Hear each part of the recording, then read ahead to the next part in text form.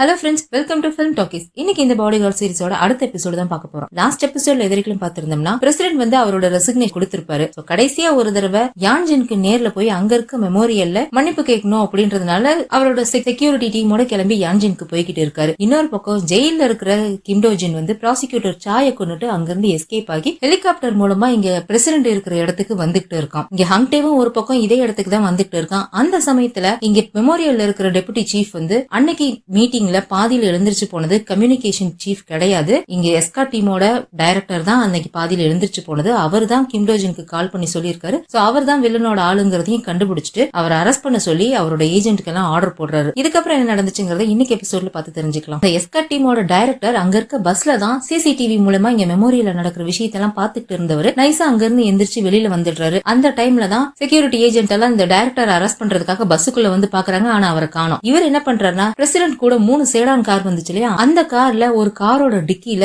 இஎம்பி bomb வச்சு எடுத்துட்டு வந்திருக்காரு. இது யாருக்குமே தெரியல. அவர் அங்க போய் அந்த இஎம்பி பாம் ஆக்டிவேட் பண்ணி விட்டுடுறாரு. இங்க மெமோரியல்ல இருக்கிற எல்லாருக்கும் இஎம்பி பாம் ஆக்டிவேட் பண்ணி விட்டுட்டா சுத்தி இருக்கிற எல்லா எலக்ட்ரானிக் டிவைஸும் டேமேஜ் ஆகும் இல்லையா. சோ இவங்களோட வாக்கி டாக்கி காதுல மாட்டிருக்க இயர்போன் எல்லாமே டேமேஜ் ஆகுறதுனால காதுல கொய்யின்னு சத்தம் கேக்குது. இஎம்பி பாம் ஆக்டிவேட் ஆயிருக்குன்றத டெபுட்டி சீஃப் கண்டுபிடிச்சிட்டு பிரசிடென்ட் அங்க இருந்து கூட்டிட்டு போலாம் அப்படின்னு சொல்லி நினைக்கும் போது அங்க பஸ் இருக்கிற இடத்துல கன் ஃபயர் ஆகுற சவுண்ட் கேக்குது. அந்த இடத்துக்கு ஒரு 4-5 கார் வருது. அதுல எல்லாம் நிறைய பேர் இருந்துகிட்டு பாக்குற எல்லாத்தையும் சுட்டு தள்ளிட்டு வந்துகிட்டு இருக்காங்க. இவங்க எல்லாருமே வில்லனோட ஆட்கள் போல இருக்கு. அதை பார்த்ததும் பிரசிடென்ட் அங்க இருந்து சேஃபா கூட்டிட்டு போய்கிட்டு இருக்காங்க. அந்த வில்லனோட ஆட்களும் அங்க இருக்கிற ஏஜென்ட் எல்லாத்தையும் கொண்டுட்டு மேல பிரசிடென்ட்டையும் விரட்டிட்டு வந்துகிட்டு இருக்காங்க. அவங்க அங்க இருந்து எஸ்கேப் ஆகி போயிட்டே இருக்காங்க. இவங்க வந்து இது சீக்கிரட்டா இருக்கணும்ன்றதுக்காக போலீஸ்க்கோ மிலிட்டரிக்கோ இன்ஃபார்ம் பண்ணாம வந்திருப்பாங்க இல்லையா. சோ இது எப்படியாவது ப்ளூ ஹவுஸ்க்கு இன்ஃபார்ம் பண்ணணும்னு நினைக்கிறாங்க. ஆனா இவங்க கிட்ட தான் போன் எதுவுமே இப்ப வேலை செய்யாது இல்லையா. இஎம்பி பாம்ல எல்லாம் டேமேஜ் ஆயிடுச்சு. அப்போ அந்த இடத்துல ஒரு டெலிபோன் பூத் இருக்கிறத பார்த்துட்டு ஒரு ஏஜென்ட் வந்து நான் போய் கால் பண்றேன் அப்படின்னு சொல்லிட்டு தைரியமா துப்பாக்கி எடுத்துட்டு எல்லாத்தையும் சுட்டுக்கிட்டே தான் போறான். ஆனா பிரசிடென்டோட கண்ணு முன்னாடி அவனையும் சுட்டு தள்ளிடுறாங்க. இவருக்கெல்லாம் பார்க்க ரொம்ப கஷ்டமா இருக்குது. அந்த சமயத்துல ஹங்டேவோட கார் அந்த இடத்துல வருது. அவன் காரை விட்டு இறங்கினதுமே பாக்குறான் ரோடு ஃபுல்லா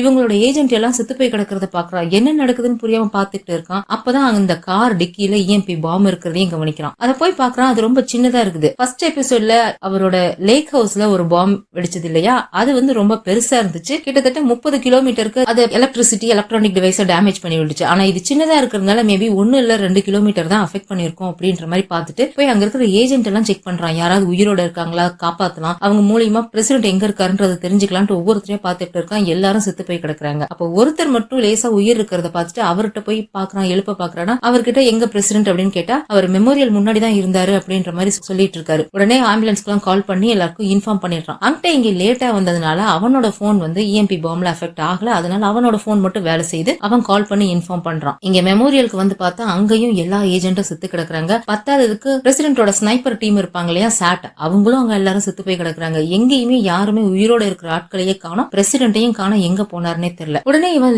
ஏஜென்ட் லீசாவுக்கு தான் கால் பண்றான். எனக்கு பிரசிடென்ட் ஆபீஸ்ல யார நம்புறதுனே தெரியல, அதனாலதான் நான் உங்ககிட்ட கால் பண்றேன். நீ நேரடியாவே போய் நேஷனல் செக்யூரிட்டி கிட்டையும் பிரைம் மினிஸ்டர்ட்டையும் இதை ரிப்போர்ட் பண்ணு அப்படிங்கிற விஷயத்த சொல்றான். லீசாவும் போய் பிரைம் மினிஸ்டர்ட்ட எல்லாத்துக்கிட்டையும் இன்ஃபார்ம் பண்ணிடுறா. இந்த மாதிரி அங்க இஎம்பி பாம் பிளாஸ்ட் ஆனதுனால அங்க இருக்கிற ஏஜென்ட்டையோ இல்ல டைரக்டரையோ கான்டாக்ட் பண்ண முடியல, ஹங்டே லேட்டா வந்ததுனால அவன் தான் இதெல்லாம் சொன்னான் அப்படின்ற விஷயத்த சொல்றாங்க. இதெல்லாம் யாரு பண்ணாங்க அப்படின்னு பிரைம் மினிஸ்டர் கேக்குறாரு. வேற யாரு, அந்த கிம்டோஜின் தான். ப்ராசிக்யூட்டர் சாயை கொண்டுட்டு அவன் ஜெயில இருந்து எஸ்கேப் ஆயிட்டான் அப்படிங்கிற விஷயத்தையும் அவன் ஹெலிகாப்டர் மூலமா யான்ஜினுக்கு தான் போனான் அப்படிங்கிற விஷயத்தையும் சொல்றாங்க. பிரைம் மினிஸ்டருக்கும் நேஷனல் செக்யூரிட்டிக்கு இந்த விஷயம் இன்ஃபார்ம் பண்ணதுனால போலீஸ் மிலிட்டரி எல்லாத்தையும் அந்த ஊருக்கு அனுப்பி வைக்கிறாங்க. அந்த ஊருக்கு உள்ள என்டர் ஆகிற வழி, வெளியே போற வழி, எல்லா வழியையும் பிளாக் பண்ணி வரவங்க எல்லாம் செக் பண்ணிட்டு இருக்காங்க. எல்லா இடத்துலயும் பிரசிடென்ட் எங்க இருக்காருன்னு தேடிட்டு இருக்காங்க. அங்க இருக்கிற மக்களுக்கு எல்லாம் அங்க மெமோரியல்ல கன் ஃபயர் ஆகிற சத்தம் கேட்டிருக்கும் இல்லையா. சோ அவங்க என்ன நினைச்சுக்கிறாங்கன்னா நார்த்ல இருந்து டெரரிஸ்ட் தான் உள்ள வந்திருக்காங்க, அந்த அட்டாக் தான் நடந்திருக்கு அப்படின்ற மாதிரி தான் அவங்க எல்லாம் பேசிக்கிட்டு இருக்காங்க. இன்னொரு பக்கம் இந்த வில்லன் கார்ல எங்கேயோ போயிட்டு இருக்கிறத காமிக்கிறாங்க. அப்ப அவன் ஒரு விஷயம் சொல்லிட்டு இருக்கான். நீ இந்த உண்மையை வெளியில கொண்டு வரணும்னு நினைச்சல, அதுக்கான விலைய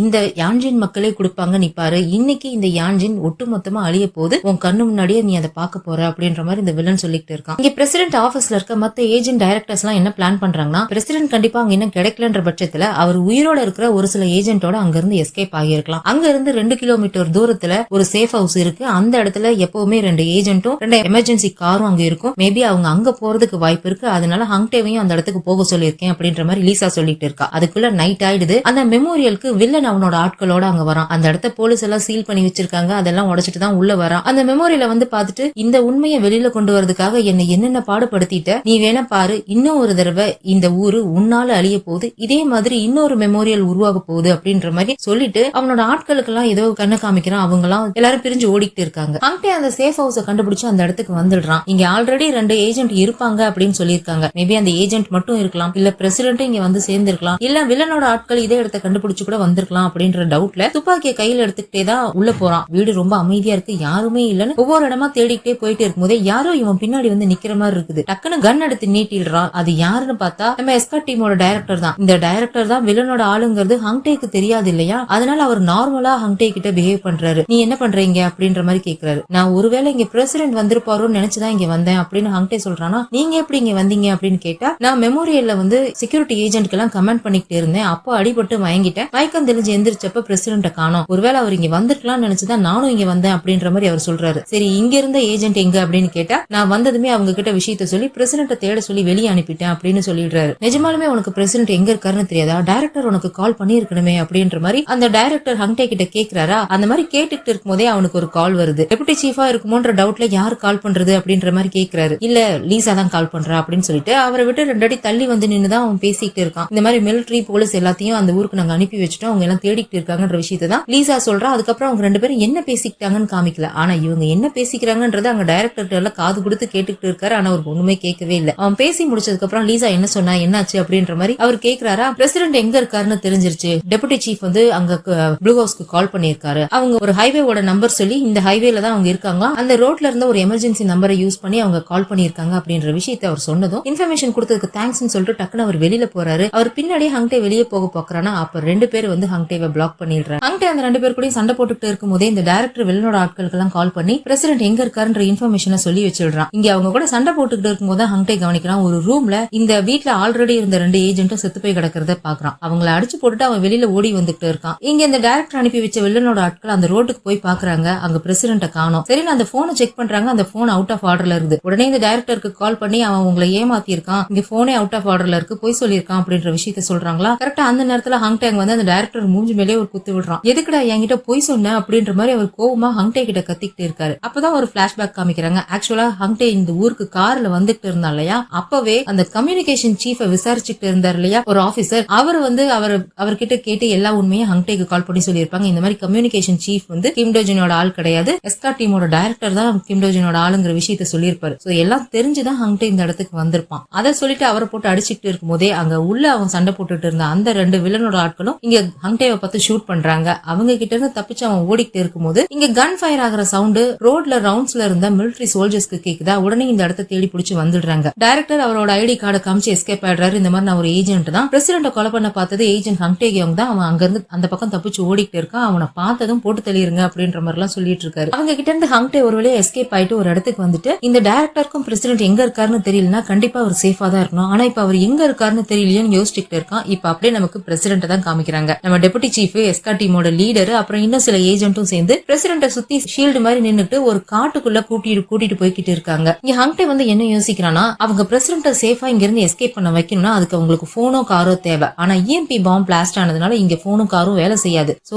அது ரெண்டும் வேலை செய்யக்கூடிய ஏரியாவா பார்த்துதான் அவங்க போவாங்க. அப்படியே போகணும்னா அவங்க சூஸ் பண்ற இடம் யான்ஜினா தான் இருக்கும் அப்படின்றத ஹங்டே யோசிக்கிறான். ஆனா யான்ஜின்ல பொதுமக்கள் நிறைய இருப்பாங்களே அப்படின்றது இங்க ஹங்டே யோசிச்சுட்டு இருக்கான். அதே சமயம் அங்க காட்டுக்குள்ள இருக்கிற பிரசிடென்ட காமிக்கிறாங்க. டெபுட்டி சீஃப் சொல்றாரு, இன்னும் கொஞ்சம் தூரம் தான், நம்ம போயிட்டோம்னா யான்ஜின் கிராமத்துக்குள்ள போயிடலாம் அப்படின்ற விஷயத்த சொன்னதும் டக்குன்னு பிரசிடென்ட் நின்னுடுறாரு. இல்ல யான்ஜின்குள்ள போக கூடாது, நம்ம வேற ஏதாவது இடம் சூஸ் பண்ணிக்கலாமே அப்படின்ற விஷயத்த பிரசிடென்ட் சொல்றாரா. நீங்க ஏன் அங்க போக வேணாம்னு சொல்றீங்கன்னு எனக்கு நல்லா தெரியுது, 16 வருஷத்துக்கு முன்னாடி நடந்த மாதிரி இப்பவும் ஏதாவது நடந்துருமோன்னு பயப்படுறீங்க, மறுபடியும் அங்க இருக்கிற பொதுமக்கள் பாதிக்கப்பட்டுடுவாங்கன்னு நீங்க பயப்படுறீங்கன்னு எனக்கு தெரியுது. அப்படி ஒரு விஷயம் நடந்துச்சு அப்படின்னா நாங்க எப்படி உங்களை ப்ரொடெக்ட் பண்றோமோ அதே ப்ரொடெக்ஷனை நாங்க அங்க இருக்கிற பொதுமக்களுக்கும் கொடுப்போம், ஒருத்தரோட உயிருக்கும் ஆபத்து வர விட மாட்டோம் அப்படின்ற மாதிரி டெபுட்டி சீஃப் சொல்லிட்டு பிரசிடென்ட் கூட்டிட்டு போயிட்டு இருக்காரு. இங்க ஹங்டேவும் அதே தான் யோசிக்கிறான். இதுக்கு முன்னாடி ஒரு தடவை இந்த மாதிரி இவங்க டிஸ்கஸ் பண்ணிட்டு இருப்பாங்க, இந்த மாதிரி ஒரு எமர்ஜென்சி சிச்சுவேஷன் வந்துச்சுன்னா அது எப்படி நம்ம விஐபியை ப்ரொடெக்ட் பண்ணணும்னு சொல்லி இவங்க எல்லாம் பேசிக்கிட்டு இருந்திருப்பாங்க. அப்போ அந்த செக்யூரிட்டி சீஃப் இருக்காரு இல்லையா, இறந்து போனார்ல, அவர் வந்து சொல்லி கொடுத்திருப்பாரு, இந்த மாதிரி ஒரு எமர்ஜென்சி சிச்சுவேஷன், பாம்பு பிளாஸ்ட், கன் ஃபயர் நடக்குது, ஒரு சில ஏஜென்ட்டும் பிரசிடென்ட்டும் மட்டும் உயிரோட இருக்கும், அங்க இருந்து எஸ்கேப் ஆகி போகணுங்கிற சிச்சுவேஷன்ல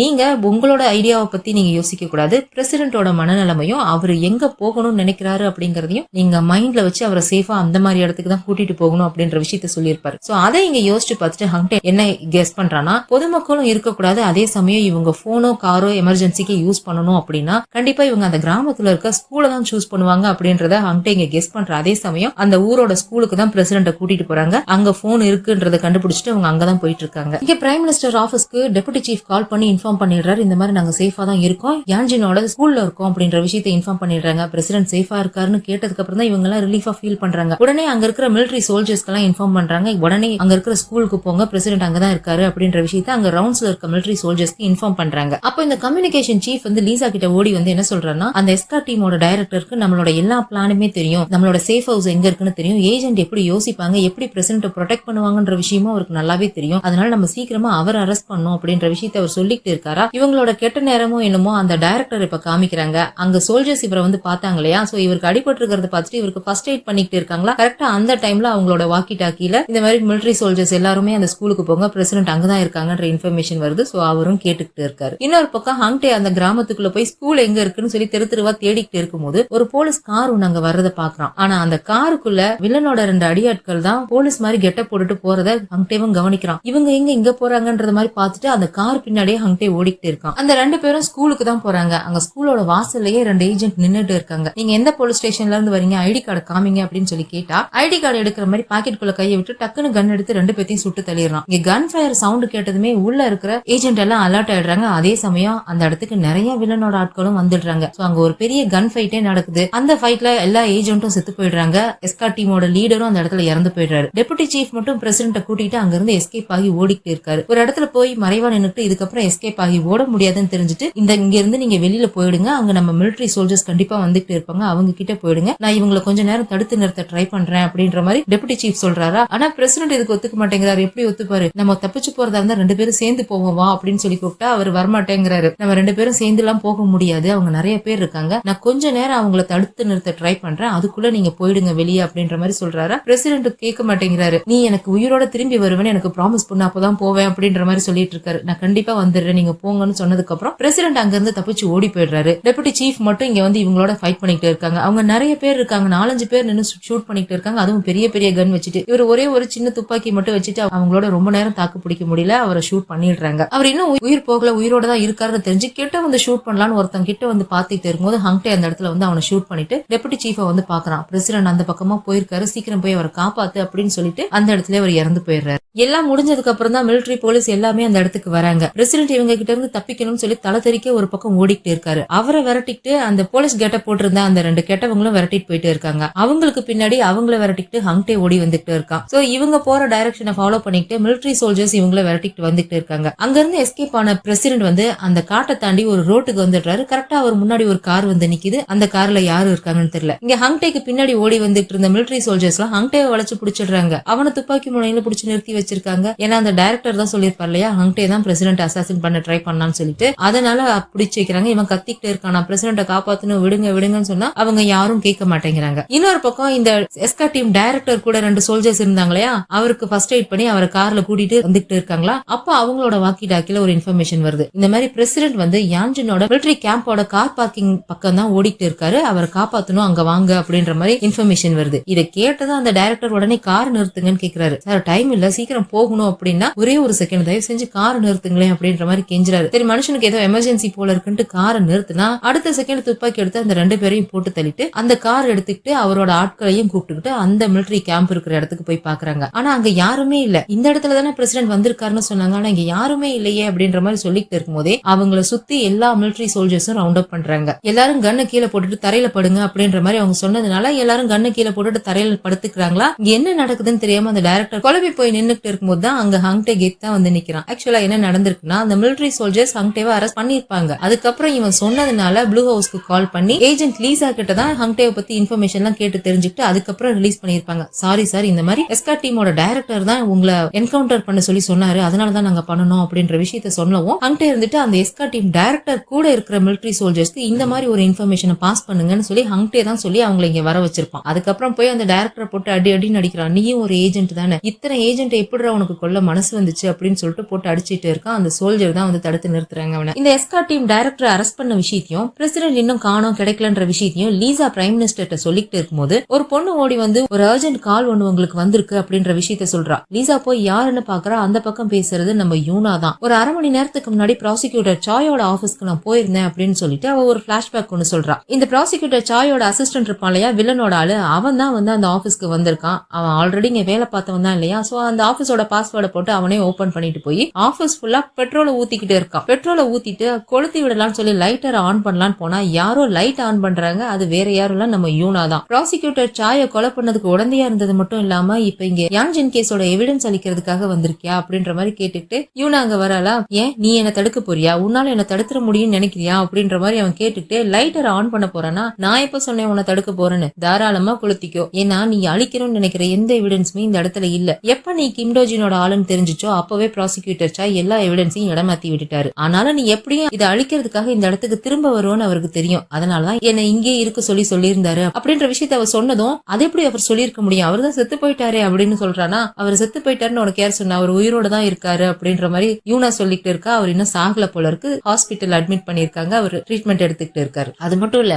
உன்னை தடுக்கிறதுக்காக நான் இங்க தனியா வந்திருப்பேன் நான் நினைக்கிறேன் அப்படின்ற மாதிரி சொல்லிட்டு இருக்கும் போதே உள்ள 4-5 போலீஸ் ஆபீசர் வந்திருக்காங்க. சோ இவனை அரெஸ்ட் பண்ணிட்டு போயிடுறாங்க. அவன் கிம்டோஜின் இருக்கிற இடத்தை பத்தி ஏதாவது சொன்னானான்னு லீசா கேக்குறாளா. அவனுக்கு அது தெரியவே இல்ல. ஆனா அவன் ஒரு விஷயம் சொன்னான், 4 ட்ரக் போனதை அவன் பாத்திருக்கான். ஆனா அவங்க எங்க போனாங்க, அந்த ட்ரக் வச்சு என்ன பண்ண போறாங்கன்ற விஷயமும் அதுக்குள்ள என்ன இருந்துச்சுங்கிறதும் அவனுக்கு தெரியல அப்படின்ற விஷயத்த யூனா சொல்றா. அவன் அந்த ட்ரக்குள்ள ஏதோ வச்சிருக்கான், ஏதோ பெருசா பிளான் பண்றானோன்னு தோணுது அப்படின்ற மாதிரி சொல்லிட்டு இருக்காளா. கண்டிப்பா அந்த கிம்டோஜின் யான்ஜினுக்கு தான் போயிருக்கணும். யான்ஜின்ல இந்த ட்ரக் வச்சு அவன் என்ன பண்ண போறான் அப்படின்ற மாதிரி யோசிச்சுட்டு இருக்காங்க. இங்க இந்த ஸ்கூல்ல இறந்து போன எல்லா செக்யூரிட்டி ஏஜென்ட்டையும் ஆம்புலன்ஸ்ல ஏத்திக்கிட்டு இருக்காங்களா. அப்போ டெபுட்டி சீஃபோட டெட் பாடியை பார்த்துட்டு ஹாங்டே ஃபீல் பண்ணிட்டு இருக்கான். அவருக்கு கண்ணெல்லாம் க்ளோஸ் பண்ணி விட்டு ஃபீல் பண்ணிட்டு இருக்கானா. அப்ப மிலிட்டரி சோல்ஜர் வந்து எல்லாத்தையும் அரெஸ்ட் பண்ணிட்டோம், இனிமே எந்த ப்ராப்ளமும் இருக்காது அப்படின்ற மாதிரி சொல்லிட்டு இருக்காரு. இல்ல நம்ம இன்னமும் கிம்டோஜின் அரெஸ்ட் பண்ணலாம், அவன் இன்னமும் இந்த ஊர்ல தான் இருக்கான், அவனை முதல்ல அரெஸ்ட் பண்ணோம். அது மட்டும் இல்லாம அவனோட ஆட்கள் 2 பேர் போலீஸ் ஆபீசர் கெட்டப் போட்டு சுத்திக்கிட்டு இருக்காங்க, அவங்க கண்டிப்பா ஃபேக் ஐடி தான் வச்சிருப்பாங்க, அவங்கள முதல்ல கண்டுபிடிச்சு அரெஸ்ட் பண்ணணும் அப்படின்ற மாதிரி ஹாங்டே சொல்லிட்டு இருக்கும்போதே அந்த 2 பேரையும் காமிக்கிறாங்க.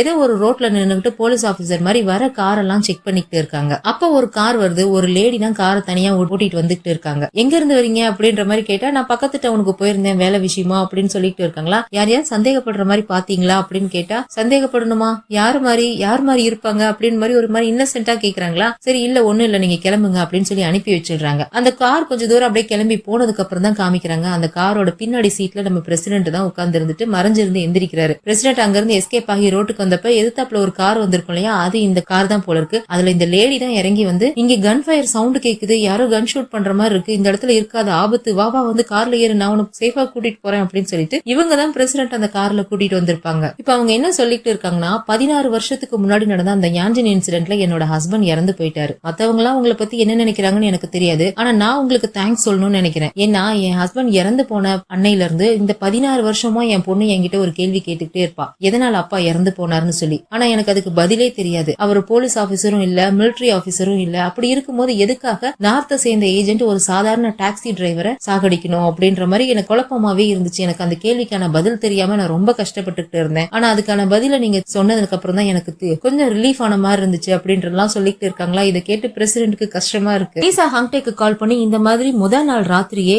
கிம்டோஜினோட 4 ட்ரக் யான்ஜினுக்கு வந்திருக்கு, நான் வந்து ஹைவே செக்யூரிட்டி கேமராவையும் டோல்கேட் செக்யூரிட்டி கேமராவையும் செக் பண்ணிட்டேன், அது யான்ஜின்குள்ள தான் வந்திருக்கு, ஆனா அதுல என்ன இருக்கு என்னன்னு தெரியல அப்படின்ற விஷயத்த அவ சொல்லிடுறா. இன்னொரு பக்கம் போலீஸ் ஸ்டேஷனை காமிக்கிறாங்க. நம்ம யூனா அங்கேயே நின்னுட்டு இருக்காளா. அப்ப அந்த என்பிஏ ஆபீசர் வராரு. ஆக்சுவலா என்பிஏவோட போலீஸ் ஆபீசர் கிடையாது, அவரும் ஒரு ப்ராசிக்யூட்டர் தான் போல இருக்கு. ப்ராசிக்யூட்டர் சாய்க்கு ஈக்குவலான ஒரு ரேங்க்ல இருக்க ஒரு ப்ராசிக்யூட்டர் தான் போல இருக்கு. அவர் வந்து நீ ஏன் இங்கே நின்னுட்டு இருக்க அப்படின்னு கேக்குறாரா. இல்ல அந்த ட்ரக்க நினைச்சு எனக்கு கொஞ்சம் பயமா இருக்கு, அதனாலதான் யோசிச்சுட்டு இருக்கேன் அப்படின்ற விஷயத்த அவ சொல்றாளா. நீ இங்க நின்னுட்டு இருக்கனால அவனுங்க வாயை திறந்து உண்மையை சொல்ல போறது இல்ல, ரொம்ப லேட் ஆகுது, நீ வீட்டுக்கு போய் ரெஸ்ட் எடு. ப்ராசிக்யூட்டர் சாய் சொல்லியிருக்காரு நீ இந்த கேஸ்ல நிறைய கான்ட்ரிபியூட் பண்ணிருக்கேன்னு, போதும் நீ போய் ரெஸ்ட் எடு அப்படின்ற மாதிரி சொல்லிடுறாரு. அவ ஒரு மாதிரி தயங்கிட்டு நின்னுட்டு இருக்கிறத பாத்துட்டு, உனக்கு வேணும்னா இன்வெஸ்டிகேஷனா பக்கத்து ரூம்ல இருந்து பாக்குறதுக்கு வேணா வரியா அப்படின்ற மாதிரி கூப்பிட்டோன்னே ஓகே அப்படின்னு சொல்லிட்டு அவர் சந்தோஷமா குதிச்சுட்டு ஓடிடுறா. அந்த கில்லரை தான் விசாரிச்சுட்டு இருக்காங்க. இவங்க அந்த கண்ணாடி வழியா இன்னொரு ரூம்ல நின்று அவங்க விசாரிக்கிறத யூனா வந்து அந்த ஆபீசரோட பாத்துக்கிட்டு இருக்கா. அப்ப அவனை விசாரிக்கிறதுக்காக ஒரு ஆபீசர் போய் உட்கார்றாரு.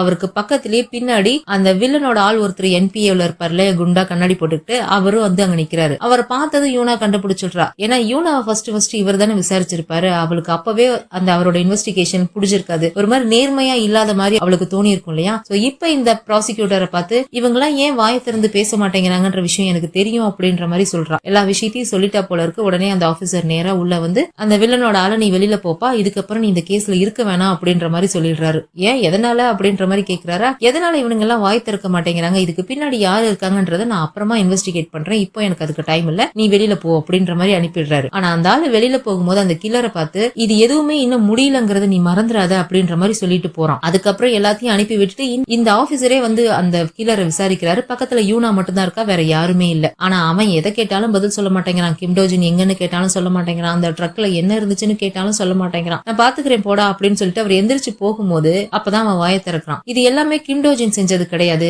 கிம் டோஜின் வெறும் பொம்மை மட்டும்தான், அந்த ஃபால்கன் கம்பெனிக்காரங்க ஆட்டி வைக்கிற பொம்மை, அவங்களுக்கு நம்ம நாட்டு அவங்களோட கண்ட்ரோல்ல வச்சுக்கணும்னு நினைக்கிறாங்க, அதுக்கு கிம் டோஜின் மாதிரி ஒரு பைத்தியக்காரன் தேவை, அவ்வளவுதான் அப்படின்ற விஷயத்த அவன் சொல்றானா. அப்ப யூனா கேக்குறா அந்த ட்ரக்ல என்ன இருந்துச்சு அப்படின்னு கேக்குறாளா. நீ என்ன இருக்குன்னு யோசிக்கிறியோ அதுதான் அதுல இருக்குது, இதுக்கு முன்னாடி நடந்ததை விடவும் பெருசா நடக்க போகுது அப்படின்ற மாதிரி அவன் சொல்றான். இங்க கார்ல போயிட்டு இருக்க பிரசிடென்ட்டையும் அந்த லேடியையும் தான் காமிக்கிறாங்க. பிரசிடென்ட மிலிட்டரி கேம்ப்ல டிராப் பண்றதுக்காக தான் அவங்க கூட்டிட்டு போயிட்டு இருக்காங்க. அப்ப இந்த லேடி சொல்றாங்க நீங்க ரொம்ப கேர்ஃபுல்லா இருக்கணும், ஏன்னா இன்னமும் இந்த ஊர்ல உங்களை வெறுக்கிற மக்கள் நிறைய பேர் இருக்காங்க, அது இல்லாம இங்க நிறைய கன் ஃபயர் சவுண்ட் எல்லாம் வேற கேக்குது, பத்தாவதுக்கு நேத்து நைட்ல இருந்தே சந்தேகப்படுற மாதிரி புதுசு புதுசு ஆட்கள் எல்லாம் சுத்துறாங்க அப்படின்ற மாதிரி அந்த லேடி சொல்றாங்களா. நேத்து நைட்ல இருந்தே சுத்துறாங்களா அப்படின்னு பிரசிடென்ட் கேக்குறாரு. ஆமா, ஏதோ ட்ரக்க வச்சுட்டு சுத்திட்டு இருக்காங்க, 2-3 ட்ரக் இருந்தது நான் பார்த்தேன், ஒரே மாதிரியே இருந்தது அந்த ட்ரக் எல்லாம், அங்கங்க ஊருக்குள்ள சுத்திக்கிட்டு இருக்காங்க அப்படின்ற விஷயத்த சொல்றாங்களா. அந்த ட்ரக் இன்னமும் டவுன்ல இருக்கா அப்படின்னு பிரசிடென்ட் கேக்குறாரு. ஆமா, அங்கங்க பார்க் பண்ணி வச்சிருக்காங்க, ஏதோ இங்க கூட பிரிட்ஜ் கிட்ட இருந்துச்சு, ஏதோ பாருங்க அங்க இருக்கு அப்படின்னு சொல்லிட்டு அவங்க போற வழியில இருக்கிற ஒரு பிரிட்ஜ் கிட்ட அந்த 4 ட்ரக்ல ஒரு ட்ரக் பார்க் பண்ணிருக்கு, அதை காமிக்கிறாங்க. இன்னொரு பக்கம் இந்த வில்லன் கிட்ட அவனோட ஆள் கால் பண்ணி இந்த மாதிரி பிரசிடென்ட் இன்னமும் கண்டுபிடிக்கல, பத்தாவதுக்கு இந்த போலீஸும் மிலிட்டரியும் வேற எல்லா இடத்துலயும் சுத்திக்கிட்டு இருக்காங்க, எங்களால தேடவும் முடியல அப்படின்னு வேற சொல்லிட்டு இருக்கானா. அப்ப நாம அந்த பிரசிடென்ட் அவராவே வெளியில வர வைப்போம் அப்படின்ற மாதிரி இந்த வில்லன் சொல்லிட்டு அவன் ஒரு விஷயத்தை யோசிச்சு பாக்குறான். ஆக்சுவலா அவன் ஜெயில இருக்கும்போது இவனோட லாயர் வந்து பாத்திருப்பான் இல்லையா, அவன் ஒரு துண்டு சீட்டை கொடுத்திருப்பான், பிரசிடென்டோட ஆபீஸ்ல இருந்து உங்களுக்கு இன்ஃபர்மேஷன் வந்திருக்கு அப்படின்னு சொல்லிட்டு. அதுலதான் இந்த மாதிரி பிரசிடென்ட் இத்தனை மணிக்கு யான்ஜினுக்கு போறாரு அப்படின்ற எல்லா டீடைலும் அதுல இருந்திருக்கும். அதுக்கப்புறம் தான் இவங்க எல்லாத்தையும் பிளான் பண்ணிருப்பாங்க. அது மட்டும் இல்லாம அந்த மெமோரியல்ல நடந்த அட்டாக்கு கூட பிரசிடென்ட கொலை பண்றதுக்காக கிடையாது, பிரசிடென்ட எப்படியாவது இந்த டவுனுக்குள்ள கூட்டிட்டு வரணும் அப்படின்றதுக்காக தான் அவங்க பண்ணிருக்காங்க. சோ அவங்க பிரசிடென்ட கொலை பண்ண பிளான் பண்ணல, வேற ஏதோ பிரசிடென்ட வச்சு பண்றதுக்காக இவன் பிளான் பண்ணிருக்கான். உன்னை எல்லாத்தையும் இழக்க வைப்பேன், நீ எப்படி என்ன எல்லாத்தையும் இழக்க வச்சு அதே மாதிரி நீயும் இழப்ப, உன் கண்ணு முன்னாடியே இந்த ஊர் நாசமா போறத நீ பாப்ப அப்படின்ற மாதிரி இந்த வில்லன் சொல்லிட்டு இருக்கான். கரெக்டா அந்த பிரசிடென்ட்டும் அந்த ட்ரக்கு கிட்ட கார் நிறுத்திட்டு இறங்கி போய்கிட்டு இருக்காரு. இந்த லேடி கத்திக்கிட்டு இருக்காங்க, அங்கெல்லாம் போகாதீங்க, மிலிட்டரி கேம்ப் இன்னும் கொஞ்சம் தூரம் தான் இருக்குது, வாங்க உங்களை அங்க டிராப் பண்ணிடுறேன் அப்படின்ற மாதிரி கூப்பிட்டு இருக்காங்களா. ஆனா இவர் எதையும் கேட்கல, நேரா போய் அந்த ட்ரக்ல மேல மூடி இருக்கிற அந்த துணியெல்லாம் எடுத்து விட்டுட்டு பாக்குறாரு. உள்ள ஒரே ஒரு பெட்டி மட்டும் தான் இருக்குது, அது என்னதுன்னு ஓபன் பண்ணி பார்த்தா உள்ளுக்குள்ள பாம் தான் இருக்குது, வேற என்ன இருக்கும். அந்த பாம்பை பார்த்து அவர் ஷாக் ஆகி போயிருக்காரு. பக்கத்திலேயே வேற ஏதோ பில்டிங்ல இங்க வந்து